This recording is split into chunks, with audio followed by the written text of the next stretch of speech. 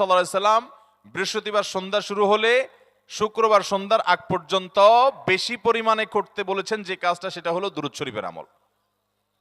অতএব ভাইরা আমার, বৃহস্পতিবার সন্ধ্যা থেকে নিয়ে শুক্রবার সন্ধ্যা পর্যন্ত আপনি দোকানদার মানুষ, বৃহস্পতিবারে ব্যবসা করছেন, দোকানদারি করছেন, কোনো অসুবিধা নাই।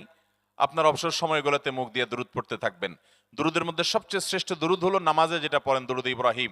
আল্লাহুম্মা সাল্লি আলা মুহাম্মদ ওয়া আলা আলি মুহাম্মদ কামা সাল্লাইতা আলা ইব্রাহিম ওয়া আলা আলি ইব্রাহিম ইন্নাকা হামিদুম।